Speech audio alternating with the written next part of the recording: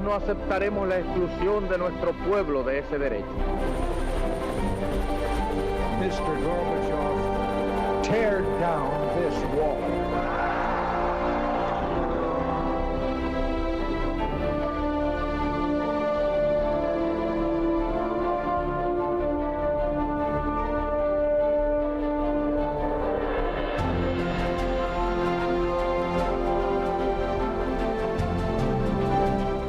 Muy buenas noches, señoras, caballeros, bienvenidos a Tiempos Modernos. ¿Se acuerda usted de esa escena de Casablanca, la película de Bogart, en la que uno amablemente declina un vaso de agua de Vichy? Bueno, Vichy era el régimen de la Francia colaboracionista con los alemanes durante la Segunda Guerra Mundial. ¿Y no cree usted que es muy fácil entender esta historia? Vamos a ver, imagínese que el ejército considerado como el mejor de Europa en ese momento, en mes y medio pierde no una batalla, no una guerra, pierde la nación. Eso es lo que le pasó a los franceses. Y de esa derrota brutal, traumática, nació la Francia de Vichy, que por cierto acabó de muy mala manera. Hoy vamos a contar esa historia. A principios de mayo de 1940, el ejército francés estaba considerado como el más fuerte de Europa, pero en mes y medio el ejército alemán le pasó por encima, derrumbó tanto al ejército como al Estado y Francia dejó de ser la reina del continente para convertirse en una nación sometida a la Alemania de Hitler. Así nació la Francia de Vichy. Vemos los acontecimientos. El 17 de mayo de 1940, ante la invasión alemana de Francia, el gobierno nombra vicepresidente al mariscal Pétain, un viejo militar de 84 años, ornado por los laureles de su conducta durante la Primera Guerra Mundial. Pétain ve clara la inevitable derrota y se muestra partidario de un armisticio. El 14 de junio los alemanes toman París y el gobierno francés huye a Burdeos. 2 días después, Pétain es nombrado presidente del gobierno. Su figura es lo único que ha quedado en pie en medio de las ruinas. Francia firma el armisticio con Alemania. El territorio francés queda dividido en dos. Una parte, el norte y el oeste, bajo ocupación directa de Alemania, incluido París. Otra, el sur y el este, bajo un gobierno francés autónomo que pone su capital en Vichy.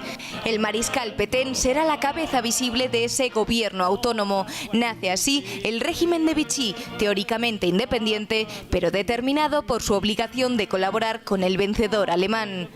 La política del régimen de Vichy quiso ser un sistema autoritario apoyado en los sectores de derecha nacional que eran muy fuertes en la Francia de preguerra, pero las circunstancias de la guerra lo hicieron inviable. A finales de 1942, tropas alemanas e italianas entraron en el territorio de Francia de Vichy y lo ocuparon militarmente. El gobierno seguiría siendo formalmente autónomo, pero bajo la presión militar y policial alemana. El jefe del gobierno de Vichy, Pierre Laval, intentó adaptarse reformulando un régimen propiamente fascista, siempre bajo la figura de Pétain. Era, sin embargo, la época en la que la resistencia en el interior, movida desde el extranjero por De Gaulle, empezaba a inquietar realmente a los alemanes. El desembarco de Normandía, en julio de 1944, significó el fin real del régimen. El gobierno de Vichy fue trasladado a Alemania. Derrotados a Pétain y los suyos, les aguardaba el fusilamiento o la prisión.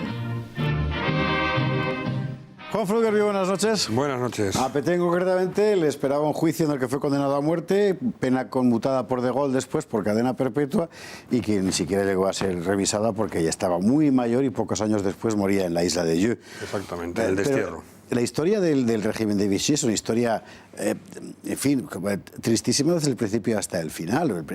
Al final es un régimen que nace, como decir, no porque esta gente deseara montarlo, sino consecuencia del hundimiento absoluto de Francia en esa invasión alemana del año 40. Sí, además, los franceses en su momento lo entendieron así, no hubo ningún problema para entenderlo. Había fracasado el ejército que se consideraba el mayor, el más importante de Europa, por lo menos de Europa occidental, numéricamente le superaba el ejército ruso y, como se demostró, técnicamente el alemán, pero tenía esa aureola. Los franceses se dieron cuenta de que había dos opciones: o dejarse invadir completamente, digo, los franceses que se encontraban en capacidad de poner una solución a la invasión alemana, o dejarse invadir completamente, o mantener, en la medida de las posibilidades, un régimen provisional dentro de Francia, al que en un primer momento y durante unos días se sumó De Gaulle, el propio De Gaulle, que luego huye a Inglaterra a montar la Francia libre en Inglaterra, está con Pétain, básicamente porque Pétain ha sido su mentor militar durante muchos años, desde la Primera Guerra Mundial, y le considera y tiene la estima de Gaulle.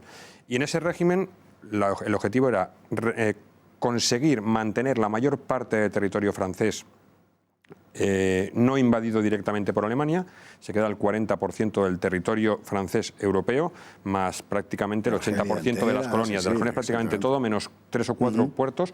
No consiguen un objetivo que tenían, que era mantener los puertos de la mitad sur francesa, porque Alemania decide que todos los puertos del Atlántico son fundamentales para la guerra y mantiene un pasillo hasta la frontera con España en los Pirineos.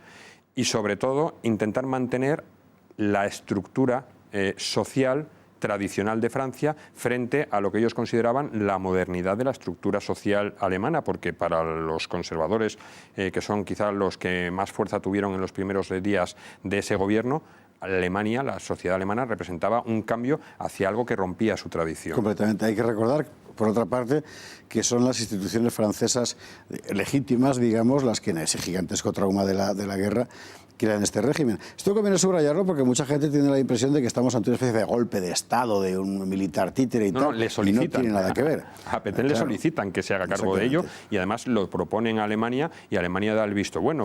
El problema es luego cómo conviertes eso en algo que parezca un Estado de verdad en semejante situación de guerra, y además con los cambios que está viviendo toda Europa y en concreto Francia. De hecho, dentro del régimen de Vichy, las luchas entre las diferentes facciones son para echarlas de comer aparte. Sí, de hecho hay una sucesión de 3 gobiernos, Laval, Daran, y luego otra vez Laval, que muestran ese cambio en la lucha de poder. Hay una cosa que todo el que quiera entender lo que fue la Francia de Vichy tiene que entender, que quienes participaron en aquel proyecto eran patriotas franceses, no era una sumisión a Alemania. De hecho, lo primero que impone Pétain es cambiar el nombre oficial. Ya no es la República Francesa, es el Estado francés. No quiere que se identifique, es decir, y suprime la aplicación de la Constitución de 1875 de la Tercera República Francesa, que es la que seguía en vigor todavía. Estamos hablando de un hombre que tiene 84 años. 84 años, exactamente. Y bueno, luego vive casi otros 10. Sí. Vive casi otros 10, los 4 de Vichy más los 5 que pasa en el cautiverio. Y lo que hacen es establecer un modelo que, pareciéndose a lo que era la sociedad francesa, es decir, muy rural, muy tradicional, muy basada en la familia, no choque con lo que está viniendo por parte de Italia y Alemania. Y copian un modelo más el italiano que el alemán. Ellos se definen como un régimen corporativo. Entonces, el corporativismo, esa forma de organizar las relaciones de trabajo y las relaciones de poder dentro del Estado, se implantan perfectamente en el modelo francés, y más en ese modelo francés del sur, que es un modelo que ya de por sí era muy tradicional. En esa Francia de Vichy queda excluida la izquierda política. Hay que recordar que los comunistas, pocos meses antes, habían sido pro-alemanes por el pacto germano-soviético, una cosa que conviene recordar porque a mucha gente se le ha olvidado. Propiamente termina intentando ser un régimen fascista, sobre todo con Laval, pero no le sale. Sí, pero es que lo de los comunistas que tú es muy gracioso, tiene su aquel. En el año 1940, en junio, cuando se organiza la Francia de Vichy, los comunistas apoyan la Francia de Vichy. Apoyan, no la atacan. Y no hay una sola acción de los comunistas en el territorio controlado por Pétain hasta que no se produce la Operación Barbarroja. Es decir, Alemania es el aliado, la invasión a Rusia. Alemania es el aliado. Durante casi un año se pasan los comunistas quietos sin ningún tipo de actuación, mientras que en la zona ocupada sí está funcionando ya la resistencia. Tampoco es esa resistencia que se ha mitificado y que parecía que eran casi todopoderosos y que conseguían todo lo que se... Pero sí estaban ya con sus acciones, y tardan casi un año en empezar a funcionar dentro de la Francia de Vichy. De la resistencia vamos a hablar un día, porque es una historia muy interesante. Hay gente fantástica en la resistencia, como Villard, por ejemplo, y hay auténticos impostores, es decir, que te encuentras un poco de todo. A los de Vichy después del desembarco de Normandía, los alemanes insisten en sacarlos de allí como sea, llevarlos a Suiza en principio, acaban en Sigmaringen, que es Alemania. Pétain dice que yo soy un prisionero de los alemanes y... Ahí es cuando se vive el verdadero drama por parte de quienes consideran que habían pues hecho un acto de generosidad para intentar salvar los muebles en Francia. Cuando son enviados a Sigmaringen, lo que intentan es dirigir desde ahí el país. Siguen emitiendo sus órdenes, sus decretos y siguen tomando unas decisiones que luego no se aplicaban, porque ya desde unos meses antes del desembarco en Normandía, Italia y Alemania habían empezado a invadir desde el este la zona de la Francia de Vichy. Ya tenían muy poco control en el territorio. La Francia de Vichy no tiene un ejército, ni tiene una gendarmería, y luego tiene una milicia, que le llaman la milicia francesa, que apenas son 35.000 soldados profesionales más los voluntarios que se van sumando. Entonces no tienen capacidad efectiva, y en ese momento es cuando ellos se dan cuenta de que ya han perdido absolutamente toda la posibilidad que tenían de gobernar y se sienten prisioneros de Alemania, con la que habían intentado mantener un ten con ten que evitase la invasión total de Francia. Y en ese momento es cuando Pétain llega a dimitir. Lo que pasa es que ya es una dimisión simbólica, porque está la guerra perdida por Alemania y ya sabe que van a caer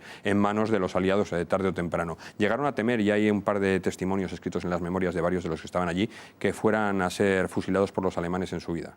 Sí, claro. Es muy tremenda la historia, porque a partir de ese momento empezará la represión, y la represión bastante descontrolada por parte fundamentalmente de los comunistas franceses. Es que en el propio territorio de Vichy, en Burdeos, por ejemplo, se viven escenas de represión brutal por parte de los comunistas, que no habían formado parte de la resistencia, pero que estaban ahí latentes, porque una vez que abandona, es sacado toda la autoridad de Vichy, empiezan a buscar a los que ellos llamaban colaboracionistas, cuando habían estado quietos hasta ese momento, y en Burdeos hay un fusilamiento de 350 supuestos partidarios del régimen de Vichy, sin juicio, sin ningún tipo de juicio. Eso también se vivió en gran parte, fue obra de la columna Leclerc, de aquella columna guiada por el general Leclerc, en la que estaban incluidos los republicanos españoles de la 9. Exactamente. Esa represión es salvaje, es muy dura, y además es que se hace sin ningún tipo de respaldo legal. Claro, es pura guerra civil. En fin. Bueno, esto es un poco la trayectoria de la Francia de Vichy, daría para muchísimo más, y habrá, porque de la represión, por supuesto, hay que hablar, es de la represión de la que nunca se cuenta nada, y fue muy feroz, tanto en la Francia de Vichy como en la Italia postfascista, pero esto será en otros programas. Juan Pflüger, muchísimas gracias, muy buenas noches. Buenas noches. Y a ustedes, como siempre, muchísimas gracias por estar ahí. Buenas noches.